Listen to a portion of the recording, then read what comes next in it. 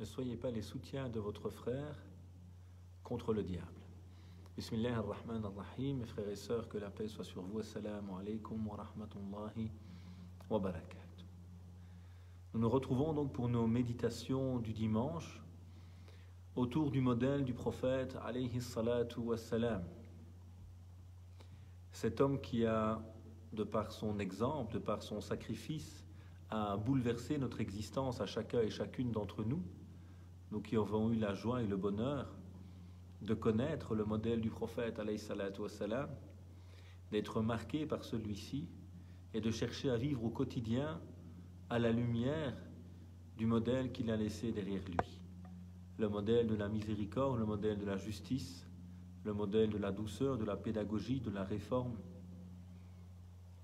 Et j'aimerais que l'on médite ce soir ensemble sur un événement qui se passe lors de la vie du prophète alayhi salatu wassalam et qui nous permettra de constater à quel point le prophète alayhi salatu wassalam est un homme simple, un homme accessible, et comment également la société médinoise, parfois idéalisée à l'extrême par certains, était une société finalement pleinement humaine, avec ses travers, avec ses personnes plus fragiles, avec ces personnes qui étaient opposées au prophète, ce qu'on appellera les hypocrites, au sens dogmatique ici, qui reniaient le message intérieurement, mais qui avaient adhéré apparemment pour pouvoir mieux le combattre de l'intérieur.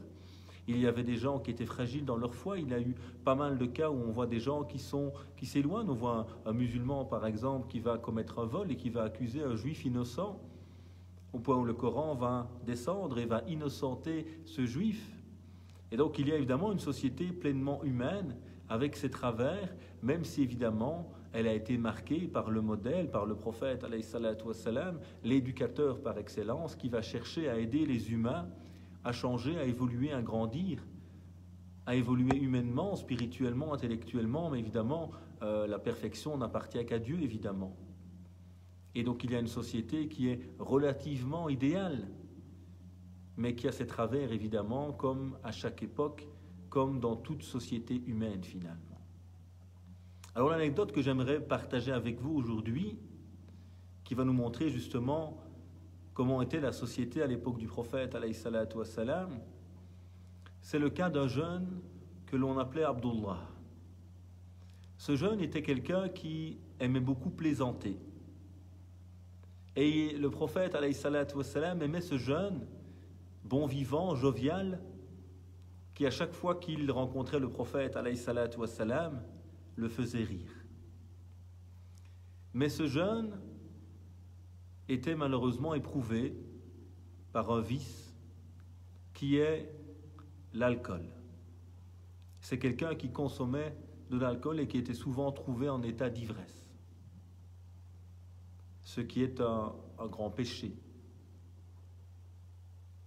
Mais nous allons voir comment le prophète alayhi salatu wassalam, le modèle de la miséricorde, va réagir justement face à ce comportement qui est contraire à l'idéal de l'islam, mais qui est le propre aussi parfois de l'humain et de ses limites et de ses failles. Et donc le prophète se promène avec des compagnons et à nouveau on retrouve Abdullah en état d'ébriété. Et là un compagnon va dire que Dieu le maudisse.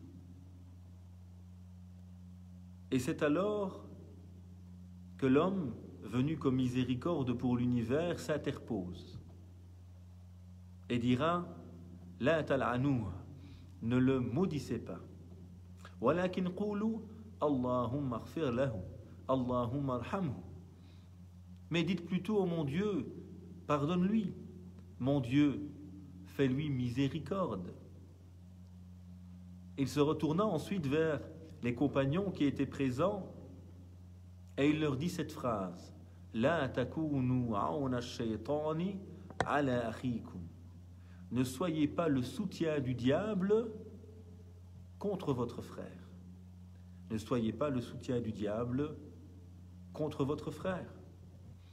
Et le prophète alayhi salatu wassalam regarde alors ce jeune Abdullah en état d'ébriété, lui qui est pointé du doigt par les autres, lui qui est jugé par certains, le prophète regarde les gens, il le regarde, et il dit alors فَوَاللَّهِ مَا عَلِمْتُ أَنَّهُ يُحِبُّ اللَّهَ وَرَسُولَهُ.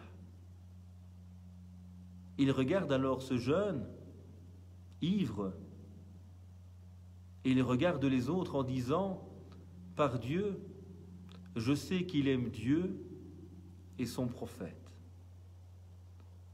Voilà le regard, voici la parole de cet homme, de cet éducateur, de cette miséricorde, de ce Coran vivant, qui lorsqu'il vit ce jeune, certes en état d'ivresse, mais il vit certains également le juger, s'en prendre à lui, rappela ces beaux principes de l'islam que nous allons méditer ensemble, Inch'Allah Ta'ala, durant cette modeste exhortation. Et il rappelle alors devant tout le monde, certes il aime Dieu et son prophète. Voilà donc en quelques mots, en quelques secondes, cette anecdote du vécu du prophète, alayhi salatu wassalam. De ce messager qui se promène avec certains compagnons, qui rencontre un jeune qu'il appréciait beaucoup humainement parlant, Abdullah, qui est en état d'ivresse. Un compagnon se met en colère, le maudit, et le prophète, alors, alayhi salatu wassalam, dira « Ne le maudissez pas, mais dites plutôt « Oh mon Dieu, pardonne-lui, oh mon Dieu, fais-lui miséricorde. » Et il dit encore « Ne soyez pas le soutien du diable contre votre frère. » Et il rappellera encore et témoignera en la faveur de ce jeune qui est pourtant tombé dans l'erreur, dans le péché. Et pourtant, il témoigne en sa faveur devant tout un chacun, cet homme en état d'ivresse, ce jeune en état d'ivresse, qui est tombé dans l'erreur, dans le péché. Et pourtant, le prophète, alayhi salatu wassalam, devant tout un chacun, va témoigner. Certes, il aime Dieu et il aime son prophète. Voici donc, en quelques secondes, j'ai rappelé rapidement, cette anecdote du quotidien, du modèle envoyé à l'humanité, alayhi salatu wassalam.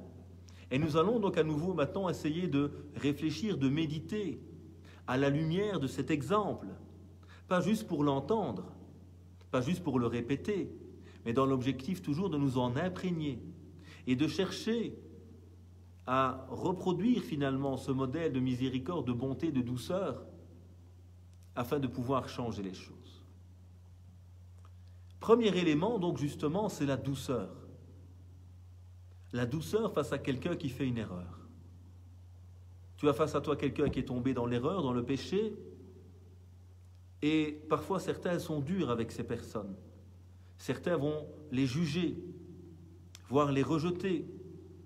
Or, Muhammad alayhi salatu wassalam, lui qui est connecté avec Dieu, Ar-Rafiq, le doux, Inna Allah Rafiq, yuhib al-rifq fi amri kullih, disait-il alayhi salatu wassalam. Dieu est doux et il aime la douceur dans toute chose.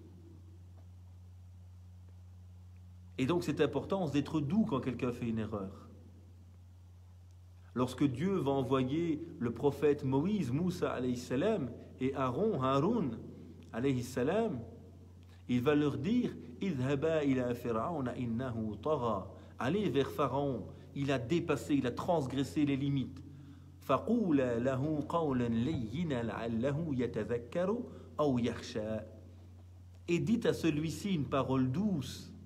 À qui? À Pharaon, l'homme qui se prétendait Dieu sur terre, ana rabbukumul a'la, l'homme qui était un tyran injuste. Pourtant Dieu, quand il envoie ses messagers rencontrer cet homme qui a dépassé toutes les limites, il leur rappelle, dites-lui une parole douce. Peut-être grâce à cela va-t-il se rappeler et faire preuve d'humilité. Et donc on a la douceur du prophète alayhi salatu wassalam face à ce compagnon qui a consommé de l'alcool, qui est ivre, mais que le prophète alayhi salatu wassalam va venir défendre. Il ne défend pas le péché évidemment, il ne défend pas l'erreur, mais il défend l'humain, il défend le croyant, il défend ton frère ou ta sœur. Car à nouveau, c'est l'erreur qu'il faut rejeter et non celui qui l'a commise. Rappelez-vous le récit de Youssouf, de Joseph, que la paix soit sur lui. Lorsqu'à la fin du récit, il a il en fait le résumé finalement à son père, et il rappelle justement lorsque le diable a semé la discorde entre moi et mes frères. Il ne dit pas quand mes frères ont fauté, mais il rappelle que cette faute finalement elle provient du diable. Et ça c'est toute l'importance également de cette perspective religieuse et islamique que nous avons. La faute elle est provoquée par le diable. Et donc ce n'est jamais l'humain que nous accusons. Ce n'est jamais l'humain que l'on doit rejeter. C'est la faute en elle-même qui doit être critiquée. Mais essayons de ramener justement cet humain vers la prise de conscience, vers le bien. Et ne disons jamais « il est perdu, il n'y a pas de chance ». Essayons jusqu'au bout. Même à Pharaon, Dieu envoie des messagers. Soyez doux avec lui. Donc premier élément, c'est la douceur vis-à-vis de celui qui a fait une erreur. Deuxième réflexion sur cette anecdote, c'est la société à l'époque du prophète, alayhi salatu wassalam. Regardez comment ce jeune était proche du prophète, alayhi salatu wassalam. Malgré qu'il est connu pour être quelqu'un qui est touché par ce vice, par cette faiblesse. Il est quelqu'un qui est souvent trouvé ivre dans les rues de Médine. Et pourtant le prophète, alayhi salatu wassalam, est proche de lui. Il ne crée pas cette barrière que malheureusement certaines pensées qui ont pollué l'esprit de beaucoup ont produite, où on a créé ces distinctions de soi-disant pratiquants, non pratiquants, celui qui prie, celui qui ne prie pas, celle qui serait voilée, celle qui ne serait pas voilée. On a créé malheureusement cette barrière, cet éloignement au nom d'une pseudo-pratique, car une réelle pratique, c'est une pratique justement qui fait de moi quelqu'un d'encore plus miséricordieux, quelqu'un d'encore plus proche des autres, et pas quelqu'un qui se sent supérieur parce qu'il accomplit une pratique donnée. Une pratique qui fait naître en toi l'orgueil est une pratique qui t'éloigne de Dieu et non une pratique qui te rapproche de lui. Donc la société à l'époque du prophète sallallahu alayhi wa sallam est une société humaine avec ses failles, avec ses limites. Et on a ce jeune Abdullah qui consomme de l'alcool. Mais malgré cela, le prophète est proche de lui. Il ne crée pas cette distinction, cet éloignement. C'est une société où tout le monde vit ensemble, avec nos qualités et nos défauts, parce que c'est ensemble qu'on peut grandir spirituellement. Mais quand certains soi-disant pratiquants, parce que tu n'as pas le bon code vestimentaire selon eux, parce que tu n'accomplis pas encore la prière selon eux, te rejettent, te repoussent, te jugent, alors qu'ils sachent qu'ils sont, comme on le verra plus loin, les soutiens du diable malheureusement, et ils vont éloigner les gens de Dieu, parce que dans le regard de beaucoup de nos frères et de nos sœurs, qui n'ont peut-être pas eu la chance de connaître la mosquée, d'avoir des parents qui leur apprennent à prier, etc., le regard accusateur du soi-disant pratiquant, de la soi-disant pratiquante, qui les éloigne parce qu'ils n'auraient pas le bon compte vestimentaire, parce qu'ils ne feraient pas encore leur prière ou autre, ils sont en train de montrer en réalité une très mauvaise image du message. Et parfois, quand des gens ne le connaissent pas bien, ils ont tendance à juger le message à travers ceux qui le portent et qui affirment haut et fort être soi-disant les bons pratiquants de ce message. Donc nous avons une société à l'époque du prophète sallallahu alayhi wa sallam humaine, avec ses failles, avec ses travers, avec ces gens qui tombent dans l'erreur, avec ces accusations mensongères, avec du vol, avec tout ce qui peut se passer dans une société humaine évidemment. Alors bien sûr que le prophète sallallahu alayhi wa sallam a cherché et a réussi à améliorer cette société, mais il y a toujours eu des limites, il y a toujours eu des failles, il y a toujours eu des gens qui tombaient dans l'erreur. Et donc il ne faut pas non plus idéaliser à l'extrême parfois le moment de la révélation, comme si le prophète sallallahu alayhi wa sallam avait transformé l'humanité en paradis sur terre. Non, il a fait améliorer l'humanité, il a aidé les gens à grandir. Et nul ne peut contester cela. Regardez les Arabes avant l'islam et comment ils sont devenus en quelques dizaines d'années grâce à l'islam. Cette immense civilisation qu'ils ont pu construire grâce à ce message qui a réformé les cœurs et les esprits. Mais ils sont toujours restés des humains avec leurs failles, avec leurs limites, avec des gens merveilleux, mais avec des gens qui le sont moins, avec des gens qui ont produit des choses merveilleuses et des gens qui se sont battus et qui se sont tués les uns les autres. C'est l'humanité évidemment qui est comme cela. Et donc à l'époque du prophète sallallahu alayhi wa sallam, il y a au cœur de Médine des gens qui consomment de l'alcool, des gens qui sont ivres, mais le prophète ne les rejette pas. Il vit avec chacun et c'est par cela justement qu'il aide les gens à grandir. Et non à être l'accusateur, le juge. Et c'est pour ça qu'on voit que personne n'avait peur d'aller chez le prophète, sallallahu alayhi wa sallam. Et de lui, même de mettre sur la table, prophète, j'ai péché, prophète, j'ai une relation avec ma femme en plein ramadan. Il n'avait pas cette peur. Un jeune qui vient le trouver, prophète, permets-moi de forniquer. J'ai des envies, je suis jeune, une fille m'attire. Ils n'ont pas cette honte de venir chez le prophète, sallallahu alayhi wa sallam, parce qu'il n'est jamais le juge. Il n'est pas l'accusateur. Il est celui qui te comprend et qui cherche à t'aider à te rapprocher du tout miséricordieux. Alors également, nous voyons dans cette anecdote, lorsque un des compagnons se met en colère, voyant ce jeune à nouveau ivre, « Oh mon Dieu, maudis-le » Une réaction qui pourrait être humaine, compréhensible pour certains, mais que le prophète ne tolère pas. Tu n'es pas là pour maudire les gens. Et si tu peux ne pas être heureux de voir quelqu'un tomber dans le péché c'est entre lui et Dieu, pas entre toi et lui. Alors ne sois pas l'accusateur, ne sois pas le juge, ne sois pas celui qui le rejette. Et le prophète lui dit très bien, ne dites pas cela, ne dites pas cela, ne le maudissez pas, mais dites plutôt, oh mon Dieu, pardonne-lui, oh mon Dieu, fais-lui miséricorde. Cette célèbre sagesse prophétique. Dis du bien ou tais-toi. Dis du bien à cette personne ou apprends à te taire. Sois quelqu'un, dites aux gens de belles choses. Appelle au chemin de Dieu avec sagesse. Ou alors apprends à te taire et ne parle pas. Laisse cette religion. Si tu n'es pas capable d'en parler correctement, ne le nuis pas à celle-ci. Vis ta pratique personnelle et essaie de montrer peut-être par ton comportement, mais si tu ne sais pas parler ou dire du bien, apprends à te taire. Un grand enseignement que nous apprend encore le prophète ici, alayhi salatu wassalam. Et donc ce jeune qui a consommé de l'alcool, qui est accusé par certains, qui est défendu par le prophète, alayhi salatu wassalam, le prophète ne défend pas l'erreur, évidemment, ni la consommation d'alcool, mais il défend la personne. L'erreur est à rejeter, mais la personne est à aider, à soutenir. Et donc il leur apprend une chose importante, invoquer en sa faveur. Qu'est-ce que tu as perdu, subhanallah? Tu vois quelqu'un dans l'erreur, quelqu'un qui a fauté, lève tes mains au ciel. Allahumma aghfir lahu, Allahumma arhamhu. Oh mon Dieu, pardonne-lui. Oh mon Dieu, fais-lui miséricorde. Un jour, un de mes collègues imams était en voiture, il avait pris un jeune avec lui, un jeune un peu dur qui aime bien avoir du haram à tous les coins de rue, et qui voit un moment une personne qui n'était pas vêtue selon le code vestimentaire qui plaisait à cette personne, et il commence à parler en mal sur cette jeune fille.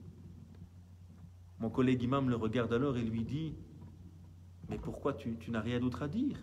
Fais une invocation. Invoque pour elle si tu penses que ce qu'elle fait n'est pas bon, plutôt que dire de mauvaises paroles qui sortent de ta bouche. Ce qui sort de ta bouche finalement ne fait que refléter ce qui habite ton cœur. Ça c'est moi qui le rajoute. Mais celui qui est avec Allah subhanahu wa ta'ala, Dieu exalté soit-il, Ar-Rahman, le tout rayonnant d'amour, le tout miséricordieux, Al-Latif, le doux, celui qui est avec Al-Ghafour, le pardonneur, et qui vit avec ses noms divins, ne peut en réalité que refléter ceci autour de lui. Alors dites, oh mon Dieu, pardonne-lui. Oh mon Dieu, fais-lui miséricorde. Et vous connaissez le hadith également du prophète, alayhi salatu wassalam, qui devrait nous interpeller. Man la yarham, la yurham. Celui qui ne fait pas miséricorde aux autres, on ne lui fera pas miséricorde. Attention, tu es dans le jugement, tu es dans la dureté, tu es dans le rejet de l'autre parce qu'il se trompe. Attention que le boomerang ne revienne pas vers toi. Peut-être que d'autres seront durs également avec toi car tu auras semé la dureté autour de toi. Peut-être que Dieu qui aura vu en toi ce regard de dureté ne sera pas clément envers toi, fais attention. Et le maître éducateur, le prophète alayhi salatu wassalam, nous rappelle encore justement le cas de ces deux amis, un qui commettait souvent des erreurs et un qui était en train de pratiquer sa religion. Et à chaque fois, il donnait le conseil à son ami jusqu'au jour où il se met en colère. Par Dieu, tu ne seras jamais pardonné. Et le jour du jugement, Dieu va interpeller ces deux personnes. Et celui qui a fauté, Dieu lui dira, toi je te pardonne, rentre au paradis. Mais celui qui a jugé les autres, qui s'est mis à la place de Dieu et qui a juré que Dieu ne lui pardonnerait pas, Dieu lui dira, comment as-tu osé jurer que je ne pardonnerai pas à mon serviteur. Et qui es-tu pour oser dire cela? Et c'est lui, il lui dit tes œuvres vont être anéanties par ce que tu as fait. Alors attention à ce jugement, à cette dureté du cœur. Soyons ceux qui levons nos mains et qui demandons à Dieu le pardon pour les gens, la miséricorde pour les gens. Mais ne peut faire cela que celui qui est réellement connecté à Dieu le miséricordieux. فبما رحمة من الله لنت لهم ولو كنت فظا غليظ القلب لانفضوا من حولك. C'est par une miséricorde de Dieu qui t'a touché. C'est par une miséricorde de Dieu justement qui t'a touché que tu as été si doux au Mohammed envers eux. Mais si tu étais rude, au cœur dur, ils se seraient enfouis de toi. Alors soyons ces gens habités par Dieu, Ar-Rahman, par Dieu, Al-Ghafour, le pardonneur, et soyons le reflet de cela dans notre quotidien.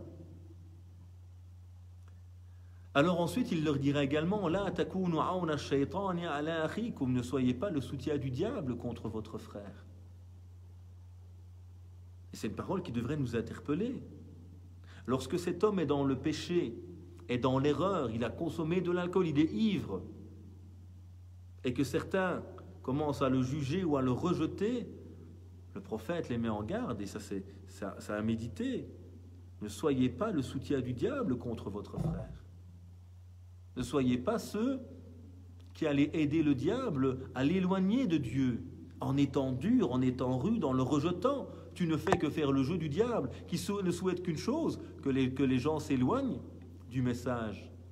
Que les gens ne trouvent pas des personnes miséricordieuses qui leur tendent la main pour les aider, mais qui les rabaissent, qui les écrasent et qui les jugent. Et donc attention, car ce comportement parfois empreint en réalité, sans s'en rendre compte, peut-être d'une forme d'orgueil, de sens de la supériorité, ferait de nous les adjoints du diable. C'est très grave. L'imam Sha'arawi, parmi les grands savants égyptiens du siècle passé, un jour discute avec un jeune d'une tendance très rigide, très dure. Et il parle avec lui justement de gens qui commettent des péchés. Et l'imam lui dit, pour le titiller un peu, peut-être que toi tu estimerais que ces gens dans le péché, on pourrait même les tuer. Et ce jeune lui dit, oui bien sûr, ce sont des pécheurs. Alors l'imam, qui joue un jeu avec lui, qui le fait réfléchir, en tout cas qui cherche, parce que c'est pas évident avec ce genre de profil parfois, il lui dit, mais si ces gens meurent dans les grands péchés, quelle serait leur destinée selon toi? Et le jeune lui dit, l'enfer sans doute. Et le cher, l'imam Sha'arawi, de lui dire, et qu'est-ce qu'attend le diable à ton avis, si ce n'est de faire entrer les gens dans l'enfer? Donc toi et lui, en fait, vous avez le même projet. Toi et lui, toi et le diable, vous avez le même projet, éloigner les gens de la miséricorde de Dieu et espérer qu'ils rentrent en enfer. C'est terrible ce type de pensée parfois qui anime certains.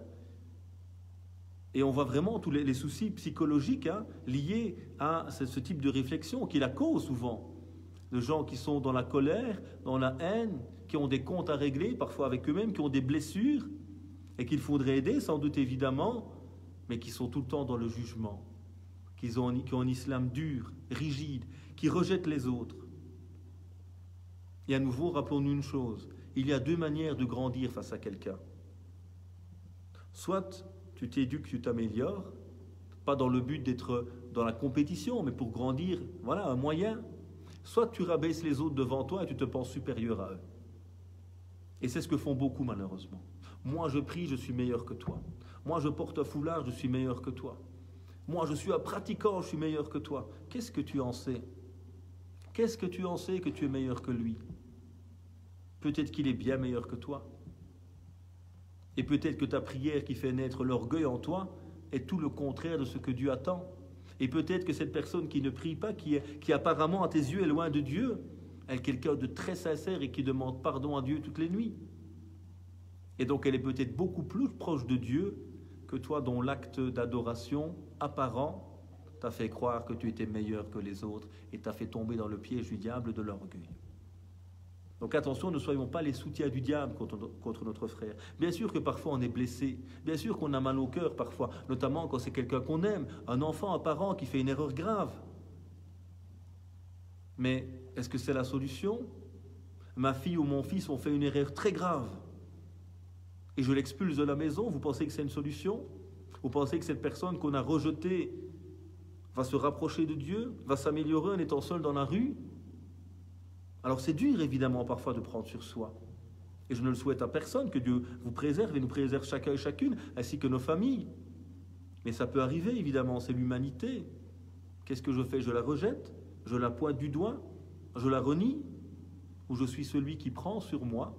Parce que c'est mon ego qui est en colère souvent. Hein. Et je me rappelle que Dieu, le miséricordieux, lui, tend toujours sa main pour celui qui est tombé dans l'erreur. Dans le hadith Qudsi, justement, Dieu tend sa main le jour pour accueillir le repentir de celui qui a péché la nuit. Et Dieu tend sa main la nuit pour accueillir le repentir de celui qui a péché pendant le jour. Dieu est toujours en train de nous attendre, de nous pardonner quand on lui demande. Mais nous, sommes-nous à la hauteur de ce message? Sommes-nous imprégnés par Ar-Rahman qui habite notre cœur? Par El-Wadoud? Sommes-nous habités par toutes ces qualités fondamentales qui sont les qualités divines dont on doit se parer dans notre réalité afin de vivre justement ce message à la lumière de cela? Ensuite, voyez comment le prophète, alayhi salatu wassalam, va témoigner de ce qui habite le cœur de ce jeune homme.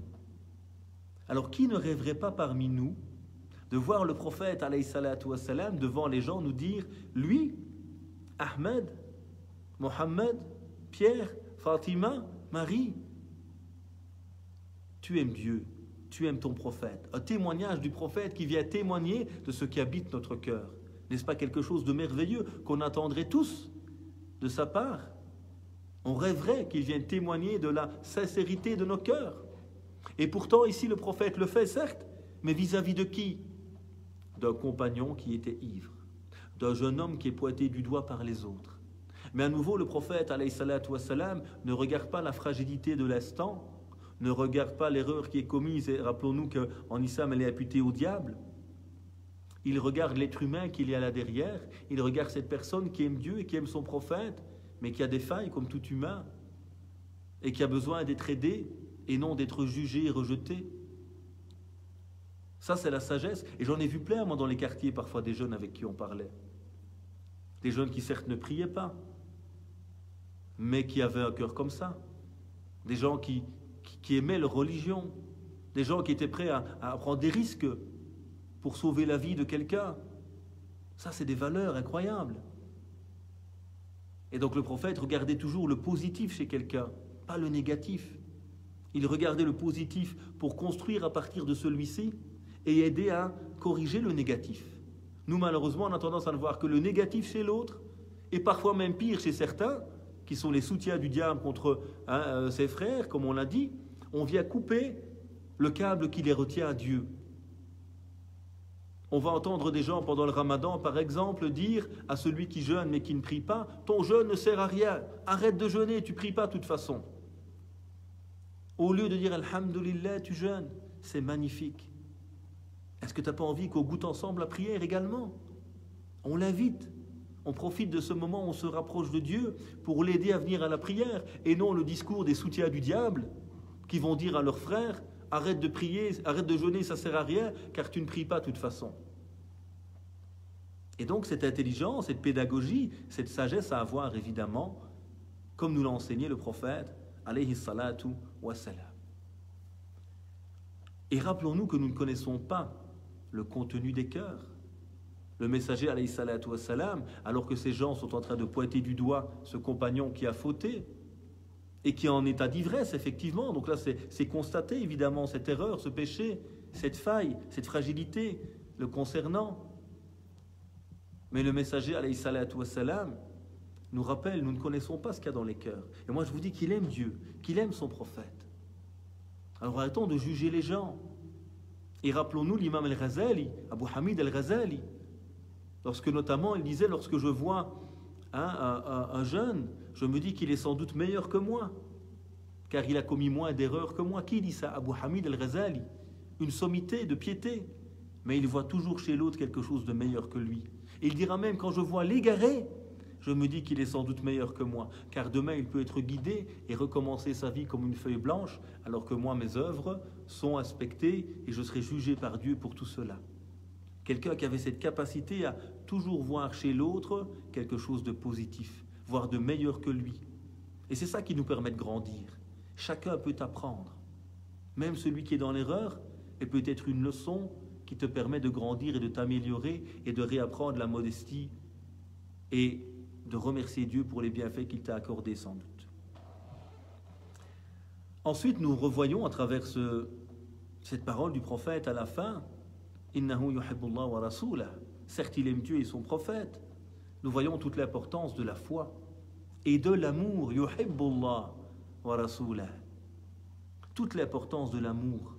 Le prophète, ici, alayhi salatu wassalam, ne regarde pas l'erreur du comportement, même si elle est critiquable évidemment, mais il regarde le cœur qui est là derrière. Et en même temps, en valorisant ce jeune, il l'encourage. Je sais que tu aimes Dieu. Et c'est le plus important. Je sais que tu aimes le prophète. Alors vas-y, viens, on va t'aider. On va t'aider à s'en sortir, justement. C'est ça que je vais essayer. L'importance de l'amour. C'est la clé. Peut-être que quelqu'un va prier. Et le prophète nous dit, les 3 premiers en enfer, c'est qui? Un homme, un savant, un homme généreux, un homme qui a soi-disant donné sa vie pour la religion. Et pourtant, Dieu va interpeller ces 3 personnes. Yawm al-Qiyamah, le jour de la résurrection. Et elle dira au savant, « Oh, savant, je t'ai donné tout cela, et toi, qu'as-tu fait pour moi en retour ?» Et il dira, « Oh mon Dieu, moi j'ai appris pour toi et enseigné aux gens pour toi, par amour pour toi, sincèrement pour toi. » Dieu lui dira, « Non, et Dieu connaît les cœurs évidemment, tu n'as pas fait cela pour moi. Tu as fait cela pour qu'on dise de toi, tu es un érudit. Et tu as enseigné pour qu'on dise de toi, tu es quelqu'un qui apprend aux gens le bien. Mais tu ne l'as pas fait pour moi. » Un cœur qui n'a pas été habité par l'amour de Dieu, par la sincérité, malgré la grandeur des œuvres apparentes, sera perdu le jour du jugement. Et peut-être que cette personne qui était ivre devant le prophète, alayhi salatu wassalam, qui est dans l'erreur, le péché, sera parmi ceux qui vont réussir dans l'au-delà. Pourquoi? Parce que son cœur était habité par l'amour de Dieu. Et nous ne connaissons pas la réalité des gens. Revenez à ce hadith célèbre de cette prostituée qui rentre au paradis parce qu'elle a abreuvé un chien. Elle a fait preuve de pitié vis-à-vis d'un animal qui souffrait. Et Dieu va la pardonner et la faire entrer au paradis. Selon nous, le regard des hommes qui ne voient que l'apparence et ne jugent que sur l'apparence, évidemment on ne sait pas faire plus, on aurait dit que cette femme est perdue. Pourtant elle est parmi ceux qui vont être pardonnés par Dieu. Et donc il y a cette importance de se rappeler le cœur qui est la clé de la réussite, l'importance de l'amour. Il aime Dieu et son prophète, ce jeune, malgré ses erreurs. Donc l'importance de l'amour dans l'éducation, dans le message, malgré les erreurs que l'on peut faire. Regarde l'amour qui a derrière le cœur et ne te fixe pas sur l'erreur qui est là. Aide-le justement par cet amour, en renforçant cet amour, à dépasser la passion, à dépasser le vice qui est là, afin de pouvoir justement continuer à cheminer. Et rappelons-nous encore, à travers cet exemple, que même la personne qui commet de grands péchés ne sort pas évidemment de l'islam. On n'est jamais dans la perfection, il n'y a pas un musulman parfait. Oui, peut-être toi tu pries, mais peut-être que tu es bien moins bon avec tes parents que celui qui ne prie pas et qui est bon avec ses parents. Donc il n'y a pas de musulman parfait, il y a des musulmans qui cheminent. Et peut-être dans ce domaine tu es meilleur qu'un autre, mais tu es plus faible qu'un autre dans un autre domaine. Alors arrête de te comparer aux gens.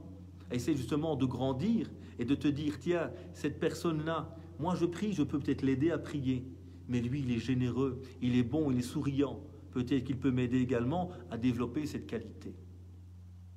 Voilà donc ces éléments que j'ai voulu partager avec vous. S'il y a des questions, je vous invite à les poser maintenant et je voudrais résumer rapidement ce qu'on a essayé de voir dans cette modeste exhortation. Nous avons abordé le cas d'un jeune homme qui s'appelait Abdullah.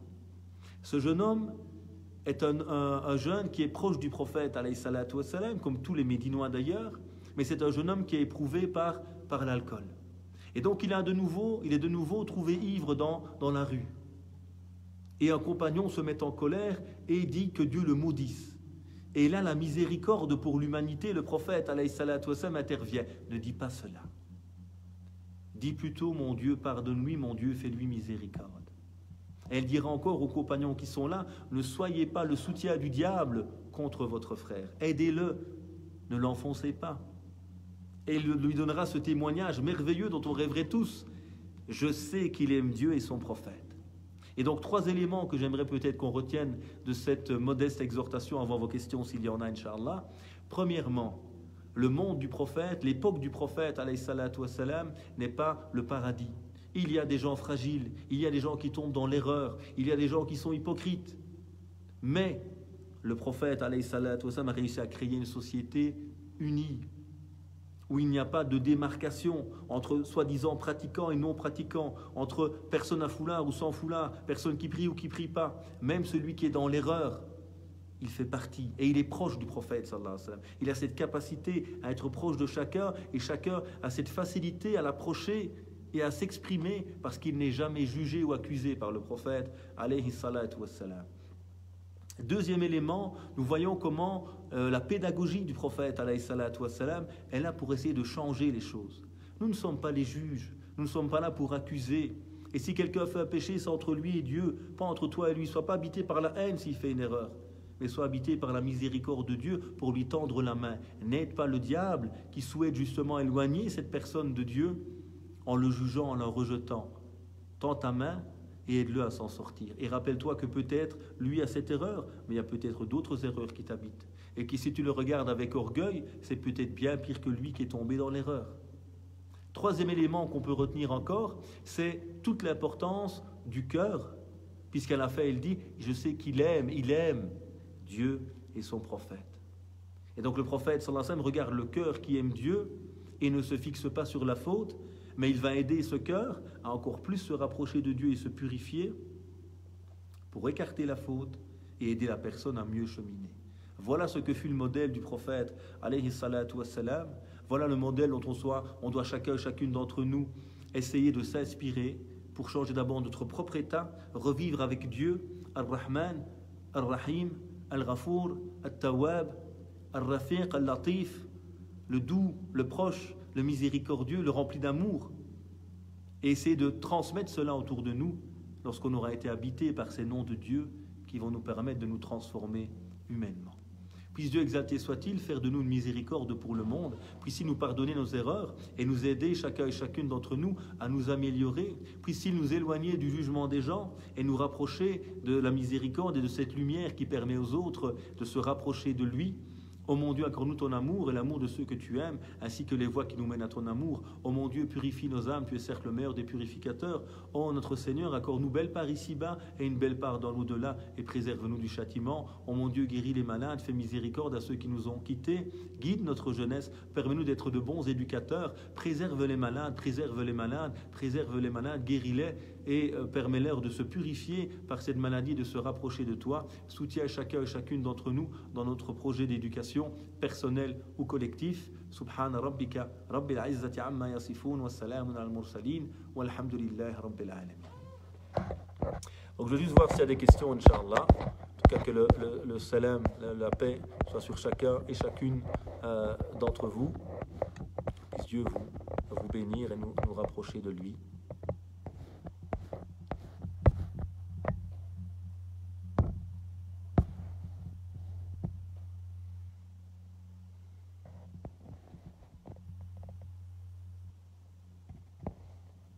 Alors il y a un hadith qui dit « Je jure par celui qui détient mon âme dans sa main, vous allez certes ordonner le bien et interdire le mal, ou sinon Allah va vous envoyer un châtiment venu de lui, puis vous l'invoquerez, mais ne vous exaucera pas. » C'est souvent pour cela que certaines personnes se permettent d'agresser les autres. Ils oublient que le conseil doit se faire avec douceur et sagesse. Que Dieu nous guide. Alors déjà, méthodologiquement, ce qui est très important, c'est de se rappeler qu'un texte, ce n'est pas l'islam. Et un texte n'est pas un sujet complet. Donc il y a toujours l'importance de, voir l'ensemble du Coran, comment le Coran nous parle d'un domaine. Deuxièmement, comment le prophète l'a appliqué concrètement à travers sa sunna. Et donc le souci de beaucoup, c'est qu'on prend un texte et qu'on l'applique à la lettre. mais qu'il y a des conditions évidemment pour les appliquer. Il y a des finalités, le maqasid qui sont derrière. Il y a un modèle qui est le prophète, alayhi salatu wa salam. Yassiru wa la tu'assiru, rendez les choses faciles, non difficiles. On vient de voir aujourd'hui dans ce texte comment ne jugez pas. Soyez ceux qui aident. Et donc recommander le bien, ce n'est pas faire un munkar qui est plus grand. Recommander le bien, ce n'est pas faire un mal qui est plus grand. Si quand tu soi-disant tu recommandes le bien, tu fais fuir les gens de Dieu, tu ne recommandes pas le bien en fait. Tu encourages le mal.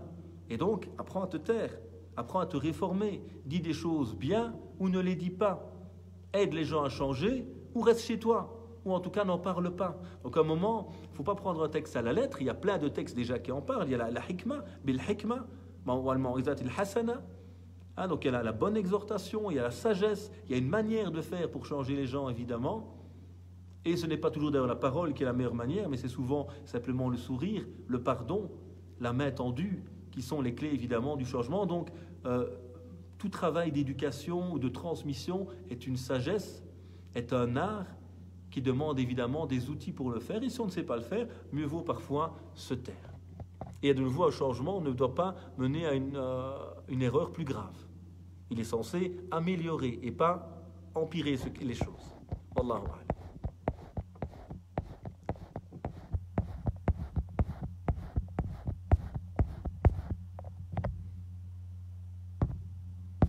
Il vaut mieux se préoccuper de sa rencontre intérieure avec Dieu plutôt que de porter un jugement sur autrui. La réforme de soi est une priorité et réfléchir aux mots employés est une nécessité. On ne se rend pas toujours compte de l'impact de nos paroles sur certains et sur les efforts qu'ils entreprennent. Bien sûr, commencer par soi. Commencer par soi est la clé. Inna Allah la yughayyiru ma biqawmin hatta yughayyiru ma bi anfusihim. Dieu ne change pas l'état d'un peuple tant qu'il ne change pas ce qui est en eux-mêmes. Tu veux aider les autres à changer, commence par toi-même. Soit le reflet de la miséricorde, soit le reflet du pardon, soit le reflet de la solidarité et de l'entraide. Et naturellement, par ton comportement, apprends à prendre sur toi. Fréquente de bonnes personnes. Apprends auprès de maîtres qui vont t'aider à comprendre. Et parfois apprendre à te taire. Ibn Taymiyyah, rahimallah, il passe avec ses élèves devant des Tatars convertis à l'islam. Ces gens avaient conquéri une bonne partie du monde musulman, avaient rasé Bagdad et s'étaient convertis à l'islam, mais c'était une conversion plutôt de masse, pas spécialement de cœur pour beaucoup d'entre eux. Et donc il passe avec ses élèves et il voit des Tatars ivres. Et un des élèves veut leur reprocher cela. Al-amr bil ma'rouf, comme on vient de le voir tout à l'heure. Ibn Taymiyyah lui dit non, non, non, ne fais pas cela. Mais maître, ils sont ivres, ils sont musulmans. Dieu a interdit l'alcool dans le Coran parce qu'il éloigne de la prière et crée l'animosité entre les musulmans ou entre les gens. Mais ceux-ci, quand ils sont ivres, ça les empêche de voler, de violer ou de tuer, laisse-les, c'est mieux.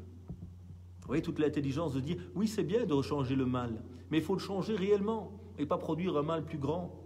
Donc il y a parfois des choses beaucoup plus profondes à changer, notamment la conception, le cœur de ces gens, plutôt que de venir aux conséquences. Il faut venir à la cause réelle du problème. Et ça, c'est l'intelligence, évidemment, du savant et de l'éducateur. Une personne fait le ramadan et prie uniquement pendant le ramadan. Elle a 30 ans. Est-ce grave? La prière est un bienfait que Dieu nous accorde, qu'on ait 20 ans, 30 ans ou 50 ans. Donc la prière est ma relation entre moi et lui. Elle est là pour moi, finalement. C'est moi qui en tire profit. Dieu, ou al-Ghani, il est l'autosuffisant, il n'a pas besoin de ma prière. Elle est là pour m'aider à grandir, à cheminer. Donc, spirituellement, c'est clair que c'est une grande perte pour cette personne. Et il faudrait peut-être l'aider justement à recréer une ambiance proche du ramadan tout au long de l'année pour pouvoir rester dans cette ambiance spirituelle. C'est souvent ça qui nous pose problème. C'est que Ramadan nous aide, pourquoi? Parce qu'on se délaisse de certaines passions, parce qu'on crée une ambiance plus spirituelle, on jeûne, on pense plus à Dieu, on met plus le Coran, on va à la mosquée. Et donc en fait on s'aide à avoir un climat positif. Alors on ne sait pas vivre Ramadan pendant 12 mois, ce serait intenable. Mais on doit garder les outils du Ramadan. Le Coran, la prière à la mosquée, bon, c'est pas possible pour le moment, mais on y reviendra bientôt, Inch'Allah. Le jeûne, le lundi, le jeudi, etc. Recréer un climat qui m'aide finalement à me dépasser Et puis peut-être rappeler à beaucoup d'entre nous le sens profond de la prière, l'utilité de la prière, comment se préparer à la prière pour que celle-ci redevienne la joie des yeux comme elle l'était à l'époque du prophète, alayhi salatu wa salam, et que Dieu nous guide chacun et chacune pour nous aider justement à revenir à la prière. Alors, ne pas juger autrui est une base nécessaire avant toute pratique. Maintenant, la transmission de l'islam par certains reste en général un islam orthodoxe où l'on ne laisse pas toujours de place pour cheminer librement. Il y a énormément de personnes qui ont besoin de bienveillance, de pédagogie et de temps pour accéder à un cheminement spirituel. Les discours d'aujourd'hui sont souvent inadaptés aux besoins de certaines personnes et de leur réalité sociale. Ces discours sont souvent destinés à une majorité de personnes qui font partie d'une communauté, entre guillemets, qui se réconfortent entre elles avec une vision bien étroite. Alors oui, effectivement, il y a parfois un discours très monolithique, on va dire, qui peut exister, et c'est clair que nous sommes tous humains, tous différents, avec des niveaux de cheminement différents, et qui a besoin de pouvoir orienter chacun selon son rythme, selon ses besoins, et je pense que c'est vraiment important de se rappeler que l'islam est universel, donc il y a un islam source, mais il y a toujours eu, et il y aura toujours des islams interprétations. Des Malikites, les Hanafites, les Shafi'ites, les Zahirites, différentes écoles juridiques, Al-Asha'ira, Al-Maturidiyya, Al-Hanabila, des écoles dogmatiques, dans la falsafa, dans la pensée philosophique, dans tous les domaines, il y a toujours une pluralité dans l'islam. Pourquoi? Parce que les humains aussi sont différents, ont des attentes. Certains vont être convaincus par un discours très carré, d'autres ont besoin de discours beaucoup plus profonds, beaucoup plus spirituels. Et donc on a besoin évidemment d'une pluralité de discours. Et ce qu'on a vraiment besoin, je pense, aujourd'hui, c'est d'éducateurs et d'éducatrices. Des gens qui vont cheminer et aider les autres à cheminer à leur rythme, avec bienveillance, avec pédagogie et sans jugement. Et c'est un gros travail qu'on doit faire, évidemment, sur soi, avec beaucoup d'esprits qui ont été pollués par les discours de certains pays du Golfe qui ont malheureusement développé cet islam du jugement, de l'apparence, de la superficialité, de l'immédiateté, de la dureté, qui ont malheureusement marqué beaucoup parmi les musulmans durant les 20 dernières années.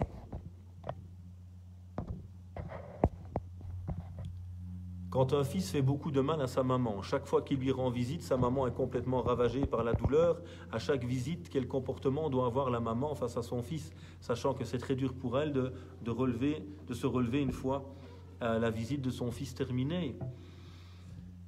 Alors, il n'y a pas toujours l'idéal, évidemment. On aimerait tous que nos relations soient dans tous les sens, père-mère, mère-fils, etc., merveilleuses.